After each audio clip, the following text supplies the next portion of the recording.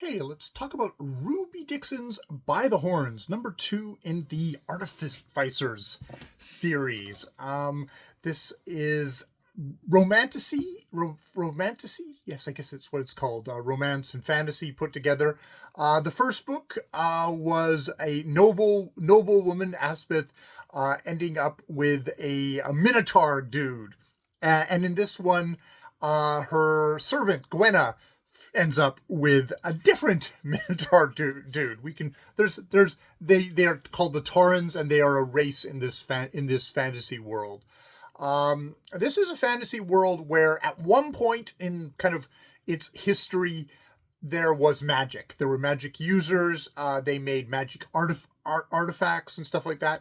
However, the magic users, for whatever reason, I can't even remember right now, basically lost power.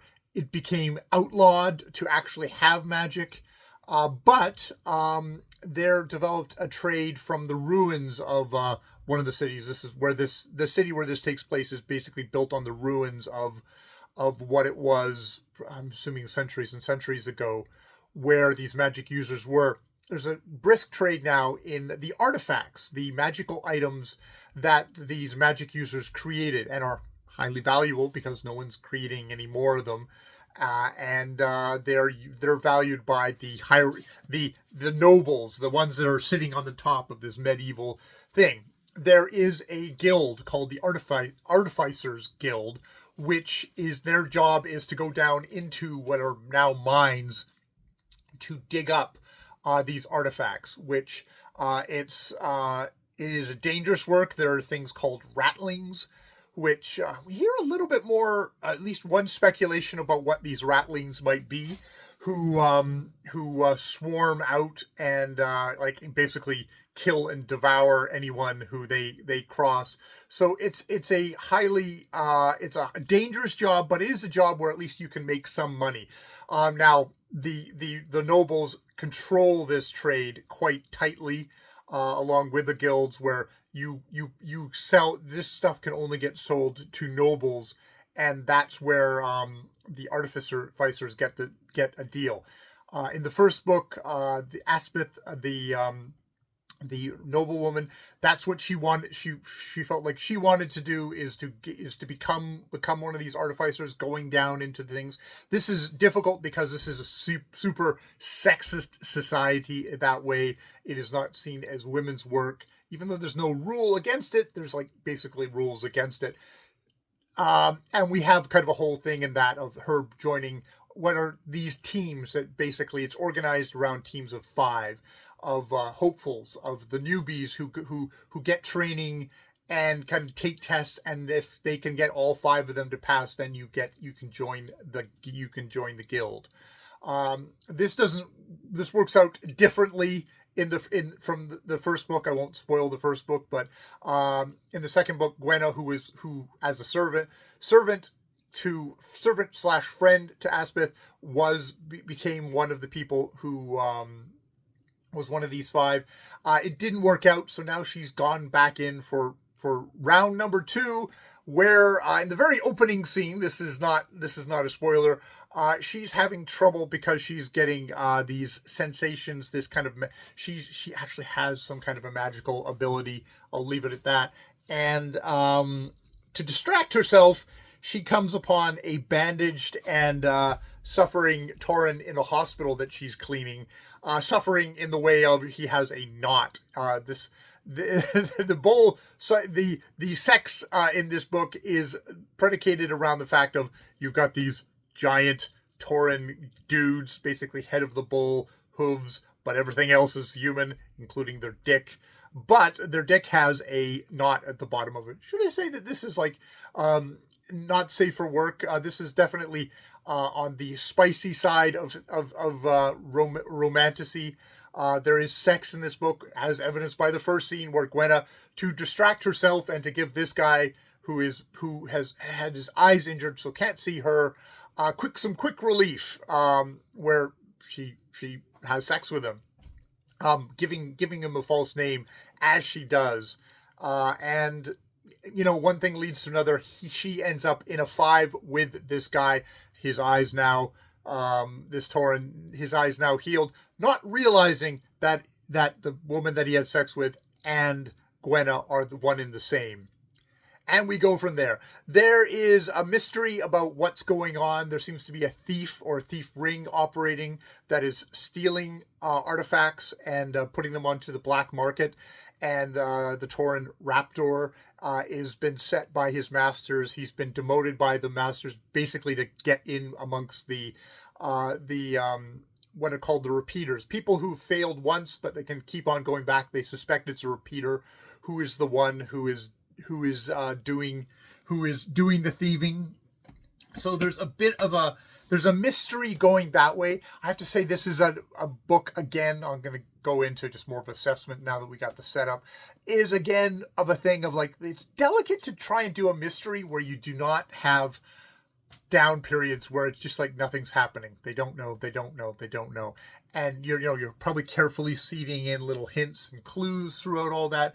But it's like this book has definite lulls in it, a long lull of like, when is something going to happen? They needed to kind of, I feel like Dxn needed to have more event or something happening where the hero's in trouble, or like something like little mini adventures sprinkled throughout this to kind of help you get to the end where, we get the solution. The solution at the end, just because of what the themes of the book were, and, the math of like, okay, well, there's only a certain number of people. It's going to have to be one of the characters we've seen here. How many characters have we been introduced to?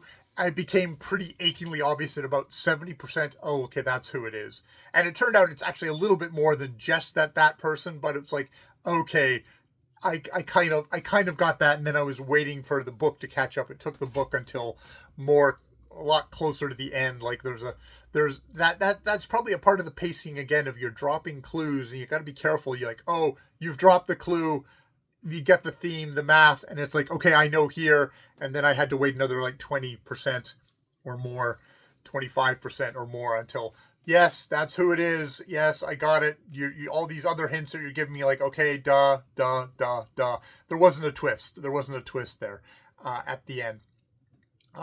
Now this is a romance book, and I have to say, I think I found Aspeth, who is now Sparrow in this book, Sparrow and Hawk, who is the name of the Tauren in the other book. I found that a much more compelling, spiky relationship.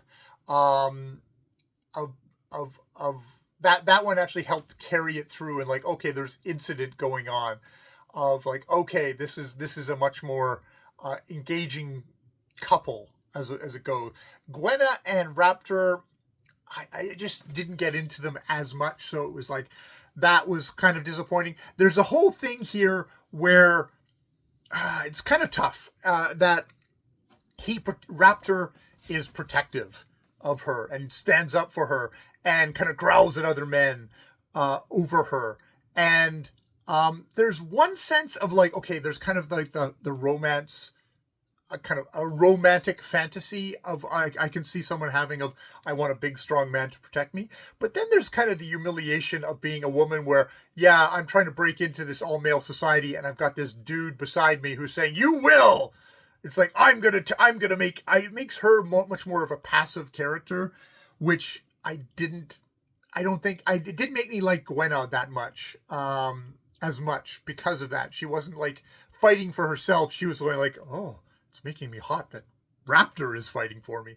So I didn't like that. There was a whole kind of weird subplot where he wanted to get her to talk, so he was getting her sexually aroused in the hopes that she would blab. Now she doesn't, but just that we kind of have this like, oh, I'm torturing you with being sex to make you talk. It's like it kind of skirted that whole kind of like squicky, because they're actual it's like, oh god, like, look, there's a lot of horribly reprehensible things you could do in an erotic fantasy where you do it because it's erotic and it's not real. But when you then have characters that are sort of ostensibly in an actual real plot and have real emotions and have interiority, I should mention that we get alternating chapters from both Gwenna and Raptor's point of view, just like in Bull Moon Rising. And you get their misunderstandings and stuff like that, where it's just like, it was like too real in that. I felt like it was almost too real in that sense of like, this almost feels like, if you didn't have Raptor's point of view, or it's like, is this sexual assault? Is this sexual assault to get information out? Now it doesn't work. But she does then, end up spilling the information anyways. Also because she gets a bit more, she gets more kind of addled and fucked up by her powers when she's in the caves, and kind of gives up the big secret to Raptor at some point in the story, so then they can have that kind of relationship. I don't know. It was I didn't enjoy it as much as Bull Moon Rising. I also wonder if, like, Gwenna as a character wasn't angry enough or something like that. Like, she's somebody who's like, I'm the servant woman and I've just been ignored my entire life. I am inconsequential. I am invisible. And she was just a little too accepting of that. Which, I mean, it's like, okay, this is a kind of a quasi-fantasy medieval setting, but I'd still think people would have a lot of resentment and a lot of acting out because of that.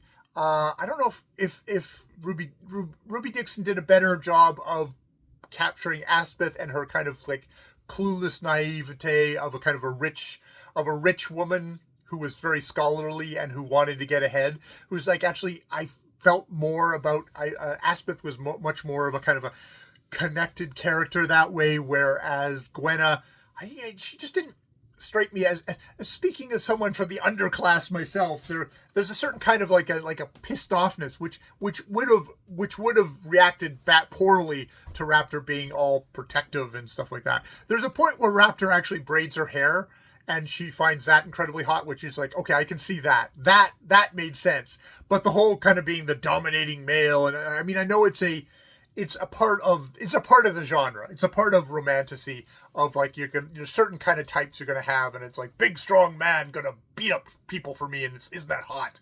Kind of, I understand that is a part of the thing. It's just like, I would have liked to seen some resistance on her part, even if at the same time she also acknowledged, well, it is also so kind of hot. It was like she was just very accepting of it, and just like, aren't you getting humiliated by everybody else in this male-dominated world if they just see a big bull guy kind of dominating you? Raptor was fairly good in that they did do things to try and differentiate him from Hawk. Hawk was part of what Raptor is Raptor is always in heat. Like Hawk, one of the countdowns in the book was, oh God, this moon is going to rise and he's going to go into heat. Basically, his knot is going to engorge and he's just going to become a fuck monster. Raptor is in some ways more just a regular guy. He's always horny. He actually, though maybe super, super high libido, and he has to actually get potions to kind of deal with that and not be an asshole to everyone, which is sort of what he's been. But he's much more of a flirter. He's much more of a kind of a smooth talker in that way. So he differentiates from the much more gruff and much more kind of inward Hawk, which... And now that you mention it, it's like maybe why Hawk part of that relationship, Hawk and Aspith are more appealing to me than Gwenna and Raptor. Maybe that's just me. There's some other things. I think the main thing about this book, just going away from it, is the pacing was off. It did not pace well. The other book, it seemed like it really drove you through. It had that ticking time thing of, oh God, Hawk is going to turn into a fuck monster here. And we have magical anatomy stuff where giant bull guy doesn't absolutely destroy poor human women. That's the fantasy part, erotic fantasy part, which I can totally accept, and I'm not caught up on. But yeah. So I enjoyed it, but not as much as Full Moon Rising. So yeah. I will, if there another one comes out, I will give that one a shot too. I guess as with the other books, this is the romance genre. So you have one couple in the first book, one couple in the second book, and then I'm sure there'll be a third couple in the next one. Hopefully it's going to be the slither skin character, this very kind of this nonverbal that would be quite odd, but it would also be kind of interesting. He might, maybe he'll get a short story at some point. But I enjoy him. They might want to probably find a human being and I don't know, another bull. I don't know. We'll see how it goes. All right, I'm going to leave it there. More videos later.